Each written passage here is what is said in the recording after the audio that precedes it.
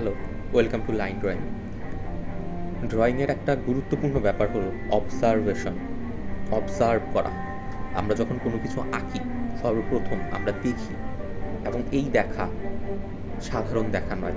একজন নর্মাল ব্যক্তি, একজন সাধারণ ব্যক্তি এবং একজন আর্টিস্টের মধ্যে এখানেই পার্থক্য সবচেয়ে বড়। সেটা হচ্ছে অবজার্ভ করা। আমরা কতটুকু দেখলাম, কতটুকু ভালো মতো অবজার্ভ করলাম, সেটা খুবই গুরুত্বপূর্ণ। অবজারভেশনের উপরই নির্ভর করে আমাদের ড্রয়িং কেমন হবে এবং আমরা কীরকম আঁকবো। আমরা যা দেখছি সেটা সেটা সম্পূর্ণ সবটাই নির্ভর করে আমাদের অবজারভেশনের উপর। আমরা যা দেখছি সেটা কতটুকু ডিটেলসে আমরা দেখতে পারি। আপনি কি অবজার্ভ করতে পারেন অথবা জানেন অবজার্ভ করা কি? অবজারভেশন এমন একটা স্কিল যেটা হচ্ছে আপনাকে ড্রয়িং তো হেল্প করেই, সাথে হচ্ছে সমস্যার সমাধানে হেল্প করে। আপনি যদি একজন ডিটেকটিভের কথা চিন্তা করেন, একজন গোয়েন্দা, সে কি করে? সে অবজার্ভ করে। সে সর্বপ্রথম অবজার্ভ করে সেই ঘটনা বা রহস্যময় ঘটনা বিশ্লেষণ করে। এইখানে অবজারভেশনের খুবই গুরুত্বপূর্ণ ভূমিকা। আপনি যদি শুধু আর্টিস্ট না, আপনি যদি শুধু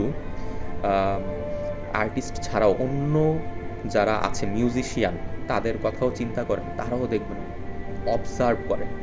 অবজারভেশন এমন একটা ব্যাপার, এমন একটা নিখুঁত স্কিল যেটা আপনাকে লার্নিং, শিখতে সাহায্য করে। অবজার্ভ করা, আপনি কি জানেন কিভাবে অবজার্ভ করতে হয় অথবা কত ডিটেলসে অবজার্ভ করতে হয়? যখন আমরা একটা বোতল, একটা স্টিল লাইফ দেখি, একটা স্টিল লাইফের মধ্যে ধরলাম একটা বোতল এবং একটা মগ, দুইটা রাখা আছে। আমরা যখন এটা ড্রয়িং করব, প্রথম আমরা অবজার্ভ করব। আমরা দেখব সেই বোতলটা কতটুকু লম্বা, কতটুকু বড়, এবং আমরা দেখব সেই মগটা বোতলের সাথে যেটা আছে সেটা কতটুকু লম্বা অথবা বড়। কল্পনা এবং অবজারভেশন দুইটার মধ্যে পার্থক্য আছে কিন্তু। এই যে আমি এখন বললাম আপনাকে অবজারভেশনের মধ্যে কি বললাম?